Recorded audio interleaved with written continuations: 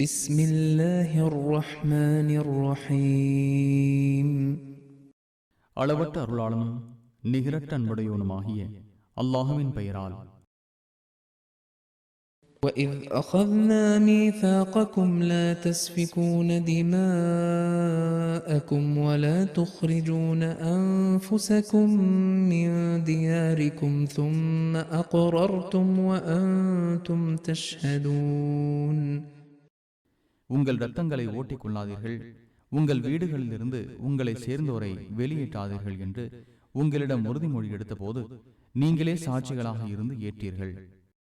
ثم أنتم هؤلاء تقتلون أنفسكم وتخرجون فريقا منكم من ديارهم تظاهرون عليهم بالإثم والعدوان وإن يأتوكم أسارى تفادوهم وهو محرم عليكم إخراجهم أفتؤمنون ببعض الكتاب وتكفرون ببعض فما جزاء من يفعل ذلك منكم إلا خزي في الحياة الدنيا ويوم القيامة يردون إلى أشد العذاب وما الله بغافل عما تعملون. பின்னர் நீங்கள் உங்களை சேர்ந்தவர்களை கொலை செய்தீர்கள், உங்களில் ஒரு பகுதியினரை அவர்களது வீடுகளிலிருந்து விரட்டினீர்கள், அவர்களுக்கு எதிராக பாவமான காரியத்திலும் வரம்பு மீறலிலும் உதவி கொண்டீர்கள். உங்களிடம் யாரேனும் கைதிகளாக வந்தால் உங்கள் வேதத்தில் உள்ளபடி ஈட்டுத் தொகை பெற்றுக் கொள்கிறீர்கள்.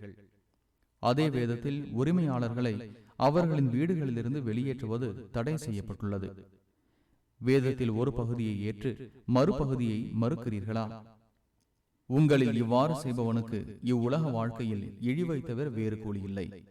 கியாமத் நாளில் கடுமையான வேதனைக்கு உட்படுத்தப்படுவார்கள்.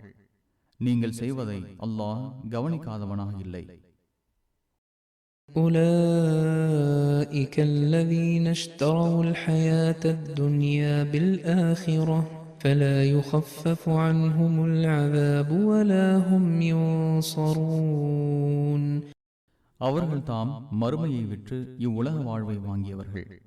எனவே அவர்களுக்கு வேதனை லேசாக்கப்படாது, அவர்கள் உதவி செய்யப்படவும் மாட்டார்கள்.